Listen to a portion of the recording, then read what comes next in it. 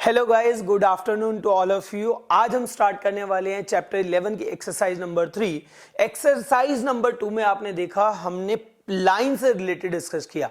अब exercise number 3 में हमने पढ़ना है प्लेन से रिलेटेड। और बच्चों प्लेन क्या होता है, मान लीजिए हमारे पास ये 3 डायमेंशन में ये है, आपके पास ये एक टाइप से प्लेन है, इसके बारे में आपने कंप्लीटली स्टडी करना है। तो स्टार्ट करते हैं हम equation of a plane in a normal form से। ये क्या होता है बच्चों, आपके पास आपने क्या करा है, यहां पे एक्सिस ड्रॉ कर लिया। This is coordinate axis, that is X axis, Y axis and Z axis. इसमें आपने क्या करा, एक प्लेन ड्रॉ कर लिया। Let's say this is the plane, this is your plane. A plane can be in the square form, rectangular form और can be in the triangular form. ये हमने एक ट्रायंगुलर फॉर्म का प्लेन ड्रॉ कर दिया। Clear है बच्चों? तो अब एक बात बताइए, यहां पे ये हमारे पास प्लेन है और इस प्लेन में ये हमारे पास क्या हो गया, let's say this is normal vector, this is normal vector and हमने यहां से ओरिजिन से इस प्लेन के ऊपर एक परपेंडिकुलर ड्रॉ कर दिया और इस परपेंडिकुलर डिस्टेंस का नाम लिख दिया d। ये परपेंडिकुलर डिस्टेंस कितना हो जाएगा, d। तो और हमारे पास क्या हो गया, परपेंडिकुलर डिस्टेंस इज d। तो equation of a plane in normal form क्या होता है आपके पास, that is r dot n cap is equal to d. This is equation of a plane in a normal form where r is the position vector, r is the position vector है, where n is the unit normal vector and d is the perpendicular distance from origin से perpendicular distance. ये आपके पास क्या होती है, equation of a plane in normal form. इतना समझ में आ गया बच्चों? ये कौन सी फॉर्म होती है, अब इसको हम क्या बोलते हैं, वेक्टर फॉर्म। इसको हम क्या बोलते हैं, वेक्टर फॉर्म। अगर आपने क्या करना है, वेक्टर फॉर्म से इस इक्वेशन को कार्टेशियन फॉर्म में कन्वर्ट करना है, तो कैसे करेंगे, याद है कैसे सिखाया था आपको वेक्टर से कार्टेशियन में कन्वर्ट करना? तो इसकी कार्टेशियन फॉर्म क्या होगी, R is the position vector. तो आर को हम कैसे लिखेंगे, एक्स आई कैप प्लस वाई जे कैप प्लस जेड के cap, where n is the unit normal vector. Unit normal vector समझते हो बच्चों, क्या होगा, यूनिट नॉर्मल वेक्टर। तो क्या हो जाएगा, l i cap plus m j cap n k cap, where lmn are the direction cosine, where lmn are the direction cosine of the normal vector is equal to d। तो इसको अगर हम dot product करेंगे तो what will get, lx plus my plus nz is equal to D. This is the Cartesian form of the equation.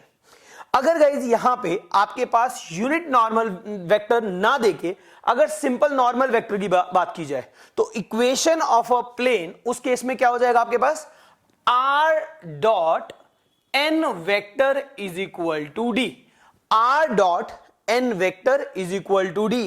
And आपने इस n vector को अगर आपने कन्वर्ट करना हो कौन से फॉर्म में, यूनिट नॉर्मल में, तो यूनिट वेक्टर में कैसे कन्वर्ट करते हैं, याद है यूनिट वेक्टर क्या होता है, when a vector is divided by its own magnitude, when a vector is divided by its own magnitude, तो उसको हम क्या बोलते हैं, यूनिट वेक्टर। तो हम क्या करते हैं, दोनों साइड इसको मैग्नीट्यूड से n के डिवाइड करते हैं, where r dot n cap is equal to, let's say this is the capital D and capital D is the constant। ये आपके पास क्या हो गई, इक्वेशन क्रिएट हो गई। अगर नॉर्मल वेक्टर दिया जाए तो क्या हो जाएगा, r dot n vector is equal to d। ये आपके पास क्या हो जाएगी, इक्वेशन होगी। हाँ जी बच्चों, चलिए चलते हैं क्वेश्चन नंबर 1 की ओर। क्वेश्चन नंबर 1 में आपसे पूछा गया है, in each of the following cases determine the direction cosine of normal to the plane and distance from the origin. Guys अभी हमने क्या पढ़ा था, equation of a plane in normal form. अगर आपको मान लीजिए दे रखा है r dot n cap is equal to d, r dot n cap is equal to d, ये क्या होता है, यूनिट नॉर्मल वेक्टर। तो यहां पे ध्यान रखना है, this is unit normal vector but r dot n vector is equal to d। तो ये आपके पास क्या होता है, ये एक नॉर्मल वेक्टर होता है। तो अगर नॉर्मल वेक्टर को यहां पे आपने यूनिट वेक्टर में कन्वर्ट करना है, तो अब आपने क्या करना पड़ेगा, यहां पे n कैप n वेक्टर के मैग्नीट्यूड से दोनों साइड डिवाइड कर दो। n वेक्टर के मैग्नीट्यूड से जैसे ही दोनों साइड आप डिवाइड करोगे, n वेक्टर के मैग्नीट्यूड से दोनों साइड डिवाइड करोगे, तो क्या बन जाएगा आपके पास, unit vector. This is unit vector और this is distance from origin. This is distance from origin, ये आपके पास वैल्यू हो जाएगी। नाउ चलिए अब मूव करते हैं इसके पार्ट नंबर 1 पे। पार्ट नंबर 1 में दे रखा है guys z is equal to 2, means ये जो क्वेश्चन दे रखा है आपको ये कार्टेशियन फॉर्म दे रखा है। अब कार्टेशियन फॉर्म से वेक्टर फॉर्म में कन्वर्ट करना आपको आता है, कार्टेशियन फॉर्म में सॉल्व करना है तो वो भी आपको आता है। कैसे करते हैं, चलिए इस क्वेश्चन को हम क्या करते हैं वेक्टर फॉर्म में कन्वर्ट करके करते हैं। पहले वाले पार्ट को क्या करते हैं वेक्टर फॉर्म में कन्वर्ट करके करते हैं, सेकंड वाले पार्ट को कार्टेशियन फॉर्म में कन्वर्ट करेंगे, थर्ड एंड फोर्थ पार्ट आप खुद से सॉल्व करोगे। फर्स्ट पार्ट, अब आपने क्या करना है इसको कन्वर्ट करना है वेक्टर फॉर्म में, that is r dot r is x I cap y j cap plus z k cap, और ये नॉर्मल वेक्टर है। नॉर्मल वेक्टर के जो स्केलर कंपोनेंट है वो क्या करते हैं डायरेक्शन रेशियो का काम करते हैं। तो नॉर्मल वेक्टर क्या हो जाएगा बच्चों, यहां पे 0 I cap plus 0 j cap plus k cap is equal to 2। ये आपने क्या कर दिया इस वाले पार्ट को वेक्टर फॉर्म में कन्वर्ट कर दिया। अब वेक्टर फॉर्म में कन्वर्ट कर दिया, this is r dot n vector is equal to d। तो अब हमने क्या करना है, इसको हमने क्या करना है डायरेक्शन कोसाइन फाइंड आउट करने हैं। ये आपके पास क्या है डायरेक्शन रेशियोज आपको गिवन है। अगर ध्यान रखना यूनिट वेक्टर के जो स्केलर कंपोनेंट होते हैं, यूनिट वेक्टर अगर कुछ है उसके जो स्केलर कंपोनेंट है वो क्या काम करेगा डायरेक्शन कोसाइन का काम करेगा। तो काम करते हैं सबसे पहले इसके हम क्या करते हैं सबसे पहले यूनिट वेक्टर में कन्वर्ट करते हैं। कैसे करेंगे, बोथ साइड हम डिवाइड करेंगे n वेक्टर के मैग्नीट्यूड से, n वेक्टर के मैग्नीट्यूड से डिवाइड कर दो। मैग्नीट्यूड कैसे कैलकुलेट करेंगे, 0 square plus 0 square plus 1 square, here it is also under root of 0 square plus 0 square plus 1 square. तो आपके पास क्या हो जाएगा बेटा यहां पे x I cap y j cap z k cap, here it is 0 upon 1 I cap, 0 upon 1 j cap, 1 upon 1 k cap is equal to 2 upon 1। तो यहां पे आपके पास क्या बन गया यूनिट नॉर्मल वेक्टर बन गया। तो इसके जो स्केलर कंपोनेंट है like 0 upon 1, 0 upon 1 and 1 upon 1, these are the direction cosine and perpendicular distance from the origin is 2। These are the answer। Is that clear to all of you guys? जिसके जो भी doubt हो अपने doubt को comment box में डाल दीजिए। चलिए मूव करते हैं इसके पार्ट नंबर 2 पे। अब पार्ट नंबर 2 मैंने आपको बताया मैं आपको इसको कार्टेशियन फॉर्म में ही सॉल्व करवाता हूं और वो तो बहुत ज्यादा आसान है फर्स्ट वाले पार्ट से। सेकंड पार्ट में आपको दिया हुआ है x plus y plus z is equal to 1। अगर आप देखेंगे इसको कार्टेशियन फॉर्म में सॉल्व करेंगे x plus y plus z is equal to 1, तो यहां पे अगर हम डायरेक्शन रेशियोज की बात करें तो डायरेक्शन रेशियो क्या गिवन है 1 1 1। तो डायरेक्शन रेशियो से अगर गाइस आपको डायरेक्शन कोसाइन में कन्वर्ट करना हो तो हम क्या करते हैं इसके मैग्नीट्यूड से डिवाइड कर देते हैं। तो मैग्नीट्यूड क्या आएगा क्लास इनका गाइस इनका 1 square plus 1 square plus 1 square which is equal to √3। तो क्या करिए divide both side the complete equation by the √3। तो कितना हो जाएगा 1 upon √3 x, 1 upon √3 y plus 1 upon √3 z is equal to 1 by √3। तो अगर हम बात करते हैं इसके डायरेक्शन कोसाइन की तो direction cosine are 1 by √3 1 by √3 1 by √3 and perpendicular distance is 1 by √3। Is there any doubt guys in this question? अगर है तो प्लीज अपना डाउट कमेंट बॉक्स में डालिए। चलिए मूव करते हैं पार्ट नंबर 3 की ओर। पार्ट नंबर 3 भी बिल्कुल सिंपल है। अब यहां पे क्या गिवन है क्लास आपको डायरेक्शन रेशियोज आपको गिवन है दैट इज 2 3 -1। तो अब आपने क्या करना है कंप्लीट इक्वेशन को बोथ साइड इसके मैग्नीट्यूड से डिवाइड कर दीजिए। कितना 2 square plus 3 square plus -1 square which is 4 plus 9 plus 1 which is equal to √14। जैसे कंप्लीट इक्वेशन को √14 से डिवाइड करते हैं what you will get 2 by √14 plus 3 by √14 minus 1 by √14 z is equal to 5 by √14। तो बेटा इसके डायरेक्शन कोसाइन क्या हो जाएंगे आपके पास 2 by √14 3 by √14 and minus 1 by √14। These are the direction cosine and perpendicular distance is 5 by √14। Is there any doubt guys? And इसका जो नेक्स्ट पार्ट है, फोर्थ पार्ट, वो आप खुद से करेंगे। चलिए मूव करते हैं सेकंड क्वेश्चन पे। सेकंड क्वेश्चन में आपको गिवन है find the vector equation of a plane which is at a distance of 7 unit from the origin and normal to the vector this. अब गाइस आप सबको पता है, मैं ऑलरेडी आपको बता चुका हूं that the equation of a plane which is in the normal form which is equal to r dot n cap is equal to d। ठीक है ना, r dot n cap is equal to d, where n is the unit normal vector and d is the perpendicular distance from the origin। तो इस case में आपको d की value तो given है, कितनी है? 7। साथ में आपको क्या गिवन है? There is a normal vector is 3i cap plus 5j cap minus 5k cap. ये आपको नॉर्मल वेक्टर गिवन है, बट आपको नॉर्मल वेक्टर नहीं चाहिए, आपको क्या चाहिए? Unit normal vector. तो यूनिट नॉर्मल वेक्टर से तो आपको क्या चाहिए? Unit normal vector. तो नॉर्मल वेक्टर से यूनिट नॉर्मल वेक्टर कैसे निकालेंगे? When a vector is divided by its own magnitude, तो हम उसको क्या बोलते हैं? यूनिट नॉर्मल वेक्टर बोलते हैं। तो कितना हो जाएगा बच्चों? 3i cap 5j cap minus 5k cap divided by under root of 3 square plus 5 square plus minus 5 square. The result will be n cap is equal to 3i cap plus 5j cap minus 5k cap divided by 9 plus 25 plus 25. The result will be 3i cap 5j cap minus 5k cap divided by 59। तो आपको सब पता लग गया। r vector is the position vector and n is the unit normal vector, d is the perpendicular distance from the origin। Just क्या करना है, आपने सारी की सारी वैल्यू पुट करनी है and you will get your answer। ठीक है, तो r vector dot n is 3i cap plus 5j cap minus 5k cap divided by under root of root 59 is equal to d is equal to 7। तो this is your answer. Is there any doubt guys? चलिए guys move करते हैं question number 3 पे। तो question number 3 में guys आपको दिया हुआ है find the Cartesian equation of the following.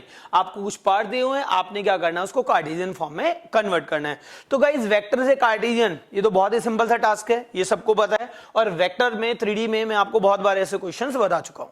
तो r क्या हो जाएगा? यहाँ पे फर्स्ट पार्ट पे आते हैं। फर्स्ट पार्ट थोड़ा स्पीड से करेंगे। r is the position vector that is xi cap plus yj cap plus zk cap dot i cap plus j cap plus k cap is equal to 2। तो क्या करें इसका डॉट? तो कितना हो जाएगा आपके पास? xi plus y plus z is equal to 2। तो this is in the Cartesian form. This is the first part. Second part की बात करते हैं guys. r is the position vector that is xi cap yj cap zk cap dot 2i cap plus 3j cap minus 4k cap is equal to 1। तो dot product निकालेंगे तो कितना हो जाएगा बच्चों? 2x plus 3y minus 4z is equal to 1। तो this is in the Cartesian form. चलिए third part के ऊपर मूव ऑन करते हैं। वो थोड़ा सा दिखने में इनसे बेटर लग रहा है। अब थर्ड पार्ट में आपने क्या करना है? सबसे पहले इनको थोड़ा सा सेपरेट कर लेते हैं। तो थर्ड पार्ट क्या हो जाएगा आपके पास? r is the position vector that is xi cap yj cap zk cap dot s minus 2ti cap plus 3 minus tj cap plus 2s minus tk cap is equal to 15। तो dot product करेंगे i का i के साथ that is s minus 2t plus 3 minus t into y plus 2s minus t into z is equal to 15। तो ये आपके पास क्या आ गई? इसकी कार्टेशियन फॉर्म आ गई। Is that clear guys? किसी को कोई भी डाउट है तो प्लीज अपना डाउट कमेंट बॉक्स में डालते रहिए साथ साथ। हाँ जी गाइस, चलिए मूव करते हैं नेक्स्ट क्वेश्चन पे that is question number 4। Question number 4 में आपको कैलकुलेट करना है फाइंड एफओपी यानी कि फुट ऑफ परपेंडिकुलर। ये लगा लीजिएगा, ये बोर्ड के एग्जाम में क्वेश्चन आना ऑलमोस्ट कंफर्म होता है, तो बहुत इंपॉर्टेंट क्वेश्चन है, प्लीज ध्यान से समझना। तो अब आपको दिया हुआ है सबसे पहले यहां पे 2 पार्ट है, 4 पार्ट है क्वेश्चन में, मैं 2 पार्ट करके दिखाऊंगा, 2 पार्ट आप सॉल्व करना। 2x + 3y + 4z = 12। तो सबसे पहले इस इक्वेशन को हम कार्टेशियन फॉर्म से वेक्टर फॉर्म में कन्वर्ट करते हैं। तो कितना हो जाएगा 2x + 3y + 4z = 12।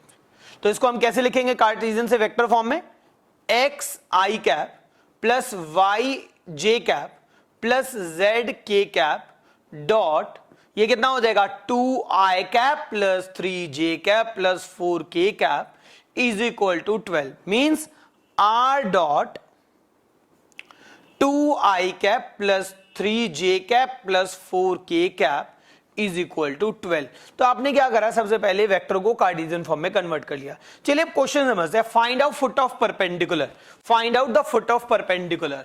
तो फुट ऑफ परपेंडिकुलर का मतलब क्या होगा गाइस, यहां पे आप क्या करते हैं, यहां पे कोऑर्डिनेट प्लेन ड्रॉ कर लिया हमने, यहां पे this is coordinate plane and this is, let's say this is the plane जिसके हमने फुट ऑफ परपेंडिकुलर कैलकुलेट करने हैं।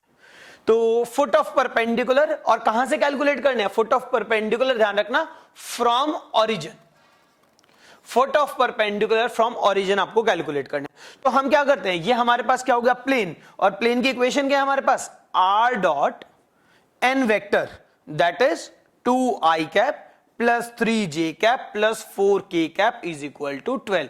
ये आपके पास क्या आ गया प्लेन, और इस प्लेन की इक्वेशन क्या हो गई ये। अब आपने कैलकुलेट करना है ओरिजिन से, आपने क्या करना है, प्लेन के ऊपर एक परपेंडिकुलर ड्रॉ करना है। ये आपने परपेंडिकुलर ड्रॉ कर दिया, ओरिजिन से प्लेन के ऊपर एक परपेंडिकुलर ड्रॉ कर दिया, दैट इज वो परपेंडिकुलर, ओरिजिन ये हो गया और परपेंडिकुलर पॉइंट हो गया ए, ओ ए। तो ओ ए हमने क्या करा, और जो ए के कोऑर्डिनेट होंगे, जो ए के कोऑर्डिनेट होंगे गाइस, वही तो आपके पास फुट ऑफ परपेंडिकुलर के कोऑर्डिनेट होंगे। लेट्स से ए के जो कोऑर्डिनेट है वो क्या है, x1 y1 and z1, x1 y1 z1। तो गाइस यहां पे अगर हम कैलकुलेट करें OA वेक्टर, तो OA वेक्टर कैसे कैलकुलेट करेंगे, OA वेक्टर इज A के पोजीशन वेक्टर में से O के पोजीशन में, O क्या है ओरिजिन, माइनस कर देते हैं। तो x1 - 0 is x1 i cap, y1 j cap, z1 k cap. ये आपके पास क्या हो गए, OA के पोजीशन वेक्टर हो गए। और गाइस नॉर्मल वेक्टर क्या होगा, ये आपके पास नॉर्मल वेक्टर हो गया। और नॉर्मल वेक्टर क्या गिवन है, इक्वेशन में होता है ना r डॉट n वेक्टर, तो नॉर्मल वेक्टर क्या है यहां पे 2i cap + 3j cap + 4k cap. ये आपके पास क्या हो गया, एक नॉर्मल वेक्टर। तो गाइस एक बात बताइए, normal vector is this which is 2i cap + 3j cap + 4k cap. ये आपके पास एक नॉर्मल वेक्टर हो गया। मींस गाइस सिचुएशन समझना, सिचुएशन क्या है आपके पास, ये आपके पास एक प्लेन है, ये आपके पास एक प्लेन है, और ये जो ब्लू मार्कर है ये आपके पास क्या है, ओरिजिन से परपेंडिकुलर डिस्टेंस, ओरिजिन से परपेंडिकुलर डिस्टेंस है। और ये आपके पास जो ऊपर रखा गया ये नॉर्मल वेक्टर है, और ये नॉर्मल वेक्टर प्लेन में कहीं पे भी हो सकता है। तो अगर हम यहां पे इमेजिन करें, ये फुट ऑफ परपेंडिकुलर, ये भी एंगल 90 डिग्री बना रहा है, नॉर्मल का मतलब भी एंगल 90 डिग्री बन रहा है। तो कैन आई से नॉर्मल वेक्टर और OA वेक्टर, नॉर्मल वेक्टर और OA वेक्टर एक दूसरे के पैरेलल होंगे, होंगे guys, normal vector OA vector एक दूसरे के पैरेलल होंगे। अब नॉर्मल वेक्टर OA वेक्टर एक दूसरे के पैरेलल होंगे, तो दो पैरेलल वेक्टर की कंडीशन क्या होती है, याद है, A1 by A2 is equal to B1 by B2 is equal to C1 by C2 is equal to lambda। तो value of x1 is equal to, value of x1 is equal to 2 lambda, y1 is equal to 3 lambda and z1 is equal to 4 lambda। ये आपके पास x1 y1 z1 की values आ गई, x1 y1 z1 की values आ गई। यहां पे 2 lambda, x1 is equal to 2 lambda, y1 is equal to 3 lambda, z1 is equal to 4 lambda। एक बात बताइए, जो x, y और z है यहां पे, जो x1 y1 z1 है, ये प्लेन के ऊपर कोई एक पॉइंट है, x1 y1 z1 जो है ये प्लेन के ऊपर कोई पॉइंट है, तो ये इसका मतलब ये कंफर्म है प्लेन की इक्वेशन को सेटिस्फाई करेंगे ही करेंगे। जो ये x1 y1 z1 है ये प्लेन के ऊपर एक पॉइंट है और ये प्लेन की इक्वेशन को कंफर्म सेटिस्फाई करेंगे। तो हम क्या करते हैं, x1 y1 और z1 की वैल्यू को प्लेन की इक्वेशन में यहां पुट कर दो। जैसे ही आप पुट करेंगे what you will get, 2 into x is 2 lambda plus 3y is means y1 is 3 lambda plus 4z, z is 4 lambda is equal to 12। Solve करते हैं यहां पे, ये हो जाएगा 4 lambda plus 9 lambda plus 16 lambda is equal to 12। 29 lambda is equal to 12 and value of lambda is equal to 12 by 29। ये lambda की value आ गई आपके पास। अगर lambda की वैल्यू आ गई 12 by 29 और अगर हम lambda की वैल्यू को यहां प्लेस कर दें तो x1 will be 2 lambda which is 12 by 29, y1 is 3 by 12 by 29, z1 is 4 into 12 by 29। तो value of x1 y1 z1 are 24 by 29, 36 by 29 and 48 by 29। These are the foot of perpendicular, these are the foot of the perpendicular from origin। चलिए इसका B part देखते हैं। 3y plus 4z minus 6 is equal to 0। बिल्कुल same question है, same, सबसे पहले same step को follow करना है। तो हमारे पास क्या है, सबसे पहले क्या करना है, वेक्टर कार्टेशियन फॉर्म दे रखा है, वेक्टर फॉर्म में कन्वर्ट करो। That is x I cap plus Y J cap plus Z के कैप डॉट, यहां कितना हो जाएगा आपके पास 0, एक्स तो है नहीं ना, तो 0 आई कैप 3 जे कैप 4 के कैप इज इक्वल टू 6। तो यहां पे हमने क्या कर दिया, r डॉट 0 आई कैप 3 जे कैप प्लस 4 के कैप इज इक्वल टू 6। तो ये हमने क्या कर दिया, कार्टेशियन फॉर्म को वेक्टर फॉर्म में कन्वर्ट कर दिया। तो सबको होपफुली इतना स्टेप तो क्लियर हो गया होगा। तो अब सबसे पहले फिर फिगर ड्रॉ करते हैं, उसके बाद फिगर ड्रॉ करके समझते हैं हमने क्या किया। लेट एज्यूम कर लिया ये हमारा प्लेन है और प्लेन के ऊपर हमने क्या कर दिया, परपेंडिकुलर ड्रॉ कर दिया। प्लेन के ऊपर हमने परपेंडिकुलर ड्रॉ कर दिया। जो परपेंडिकुलर कहां से ड्रॉ किया, ओरिजिन से ड्रॉ किया।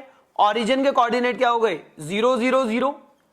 जो पॉइंट परपेंडिकुलर हमने ड्रॉ किया है उस परपेंडिकुलर पॉइंट को मान लेते हैं ए पॉइंट, और लेट से उस ए पॉइंट के कोऑर्डिनेट क्या है, x1 y1 z1। ये आपके पास ए पॉइंट के कोऑर्डिनेट है। और अगर आप यहां पे देखोगे प्लेन की इक्वेशन क्या होती है, r dot n vector is equal to 6। तो r डॉट, तो नॉर्मल वेक्टर क्या हो जाएगा बच्चों इसके लिए, जो नॉर्मल वेक्टर है that will be 0 i cap plus 3 j cap plus 4 k cap. ये आपके पास क्या हो जाएगा गाइस, यहां पे नॉर्मल वेक्टर। तो अगर हम यहां पे देखें OA वेक्टर के OA के पोजीशन वेक्टर क्या होंगे, ए के पोजीशन वेक्टर में से ओ के पोजीशन वेक्टर माइनस करेंगे। ओ वेक्टर क्या हो जाएगा, ए के पोजीशन वेक्टर में से ओ के position vector, that is x1 i cap y1 j cap z1 k cap. ये आपके पास ओ के पोजीशन वेक्टर आ गए।